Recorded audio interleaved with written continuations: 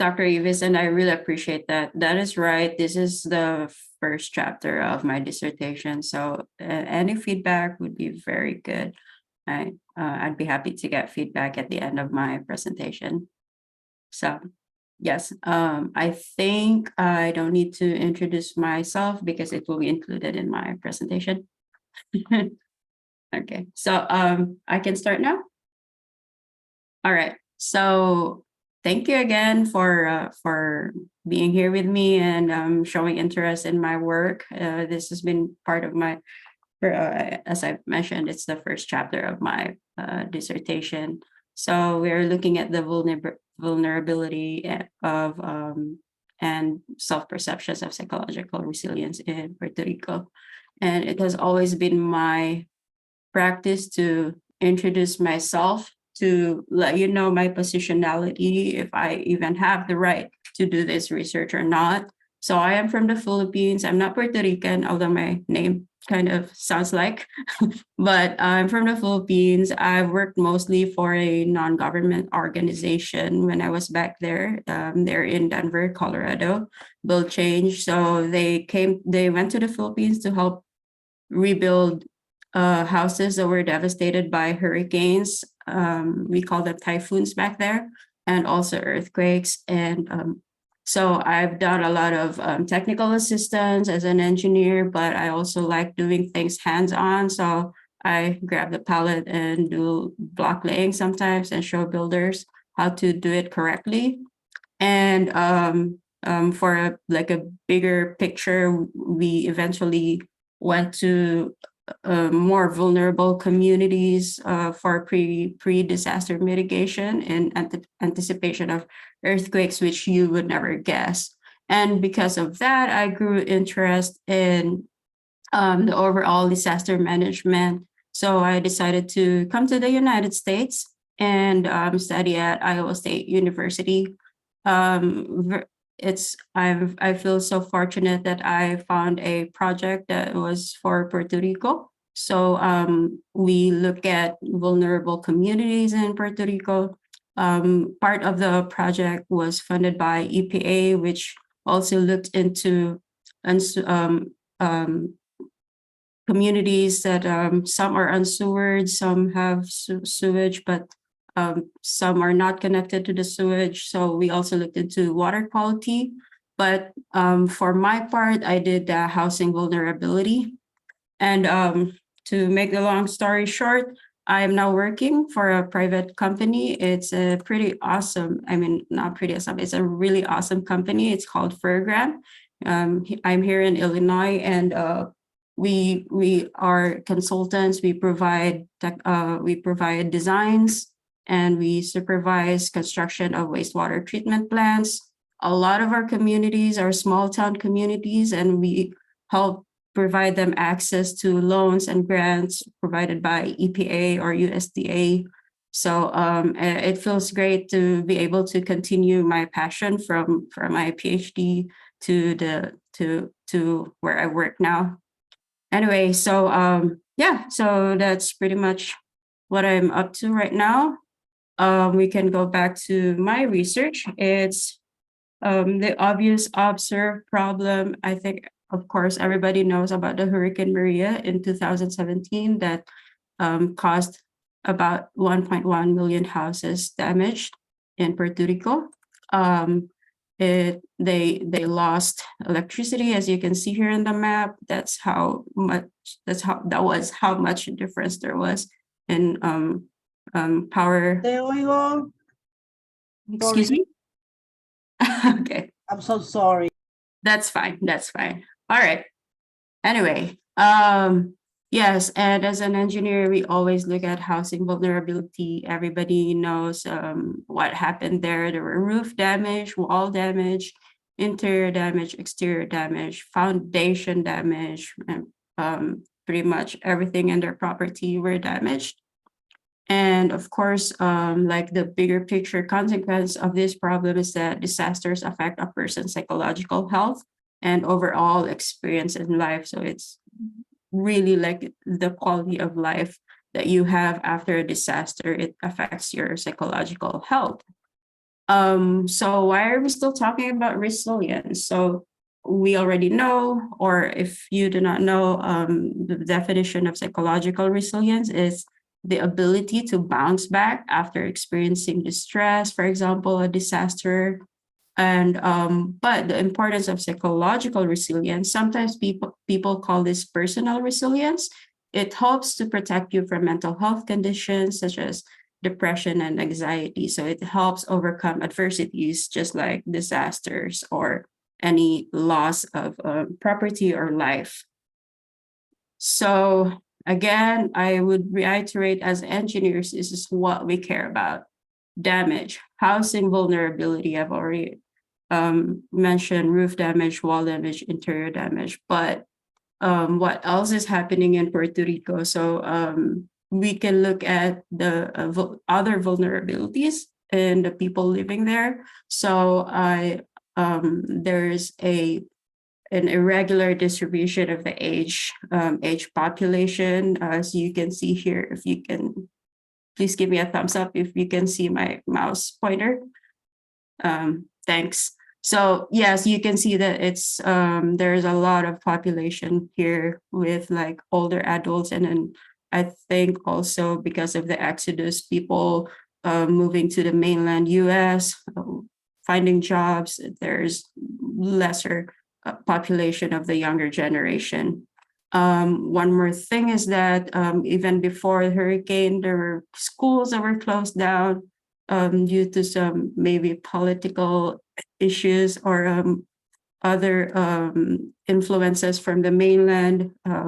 There are a lot of school buildings that are, even until now, they're still not in use. A lot of school children need to travel to farther areas to go to school. So when you look at these things, this is what we call age disparities, education disparities. There are many other factors there. So to me, I envision this as like housing vulnerability and socioeconomic vulnerability. And what we already know, what's already in the literature, is that damage can obviously cause distress, as I've mentioned earlier, and also socioeconomic vulnerability can, excuse me, it's also known to be negatively associated with psychological resilience, mostly because of like there's a lack of access to recovery resources, lack of access to connections, people who could help them recover from adversities.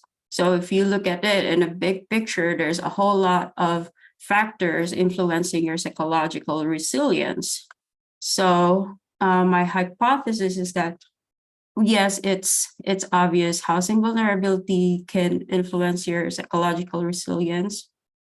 I mean, we still have to know, right? So, but we want to know also if there are some other factors that can probably increase or decrease the effect of housing vulnerability, or if there's something that can change the direction of the results, or that can change the direction of your resilience. So my hypothesis is that housing vulnerability does it can predict your psychological resilience, but there could be another factor like socioeconomic vulnerability that can probably change it. So that's what we want to find out. So to do that, I've used Jessica's data, which she also went to Puerto Rico a few months before I started the program. So she collected surveys in Louisa and Yabucoa. So Louisa, as you can see here, excuse me, Louisa is a coastal area and Yabucoa is a mountainous area. Both have been affected by Hurricane Maria due to floods and strong winds. So there are different kinds of damages that happen to their houses in both areas. So to measure psychological resilience, we're looking at the self-perceived psychological resilience, because what better way can we measure somebody's resilience than to get it from their own experience and getting it from like their own opinions. So an example is if I look at number 4, it says it is hard for me to snap back when something bad happens. So this is a Likert scale where people answer if they strongly disagree or if they strongly agree with this statement. So there are these 6 questions. By the way, when Jessica administered this survey, she translated this in Spanish to make it more accurate and more relatable to the participants. And this was translated back in English when we analyzed the data. Anyway, also like for the housing vulnerability, we looked at the types of housing damage, which I've mentioned earlier. There's the roof, walls, foundation, interior, exterior features, and the property around their house. So they were asked if they were damaged, there were no damage, there was small damage, there was serious damage, or was it completely destroyed? And then this is something I have not put in the slides. And we also asked their demographic, so age, gender, education, and income. So with all that data, what we did was we used a simple linear regression analysis where the dependent variable is your psychological resilience, and then first we looked at the independent variables of the damage. So we used damage as the independent variables, and the results show that interior damage is significantly and negatively associated with psychological resilience, meaning when the interior damage is, for example, if a person experiences a completely damaged in the interior of their home, they are they have lesser psychological resilience. And I used age, gender, income, and education as the control variables, by the way. So what does that look like? So, interior damage is losing space, losing privacy, losing comfort. It's a routine disruption. When I think about routine, when I think about interior damage, it's like when you go to your kitchen and you cannot, you cannot cook for your breakfast, which will fuel you throughout the day. So that's like a routine disruption. So that influences your mental health.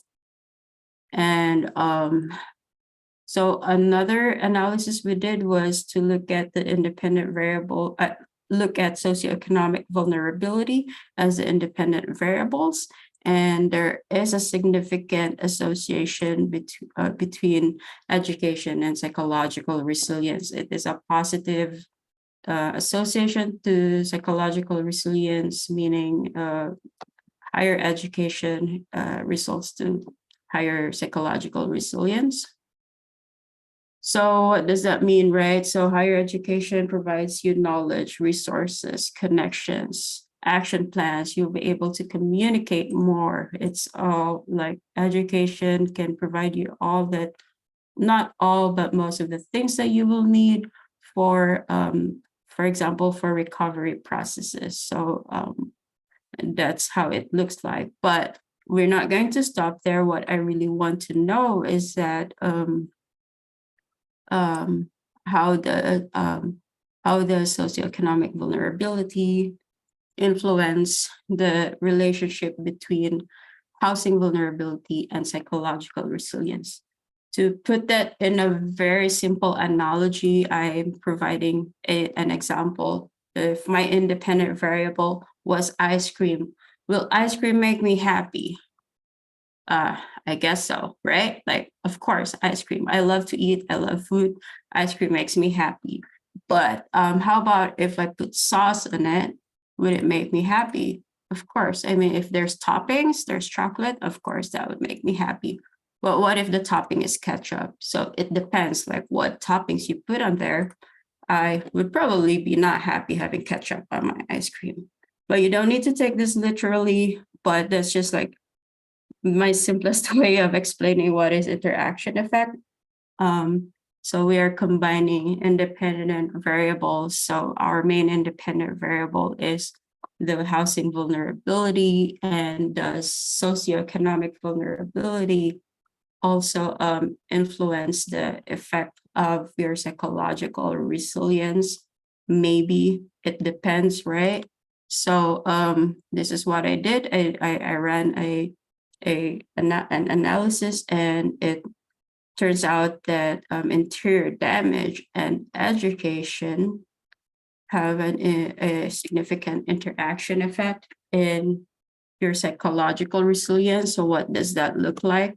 So in a graph, to make it easier to understand, if you can see the graph here, there's the higher education on this dotted line. These are people who have higher education, and they were asked if their house had been, if the interior of their homes were partially damaged or totally damaged. And then there's also the lower education here, the solid line.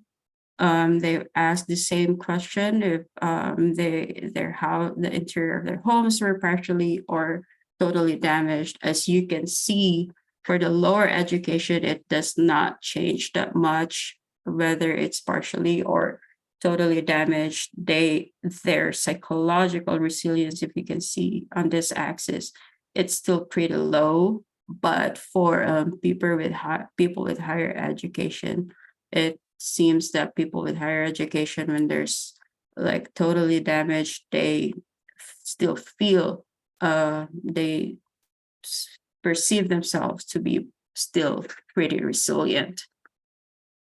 So I mean, that's the result of my research. Let me know later if you still want to go back to that graph. I can explain more.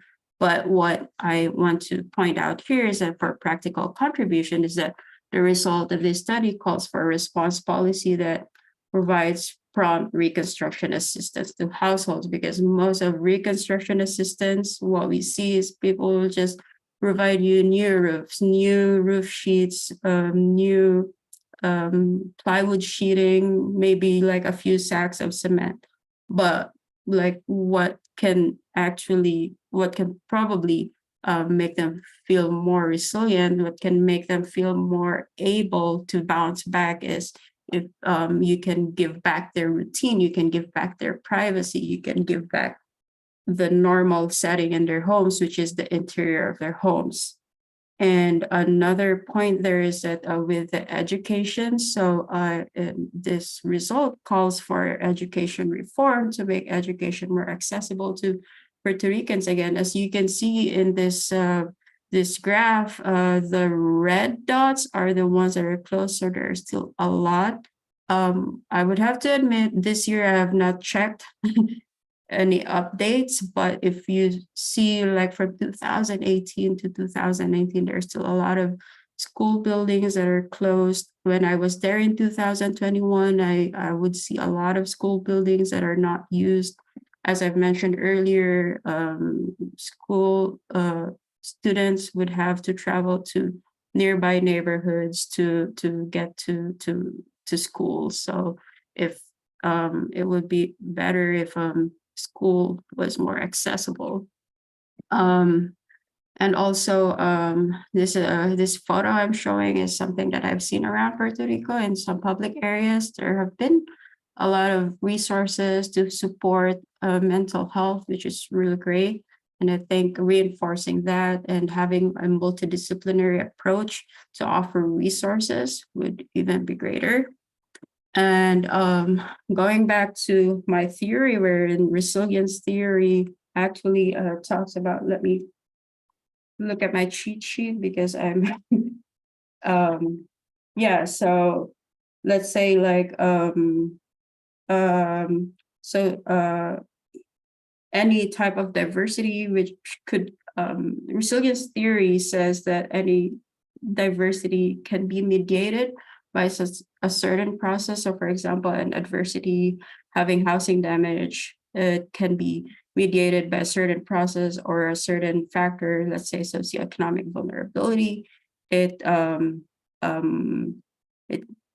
it predicts your psychological resilience. But what we saw in my analysis is that it depends what kind of vulnerability you have. So, and the good thing there is that education has a significant prediction of a person's psychological resilience. So going back to the ice cream analogy, where if it depends what kind of topping you put in there to make somebody happy. So I think that's it. And before I end, I would like to acknowledge the support of the EPA and also the efforts of the research assistants who helped conduct the surveys. And most importantly, of course, the people of Puerto Rico, the people whom we have interviewed and surveyed who were willing to share their stories because their stories are the inspirations of this research. And thank you. By the way, there's a QR code you can scan. That's my website. And if you're savvy enough, you can find the button where I have all my publications, and the PDF of my paper can be found there.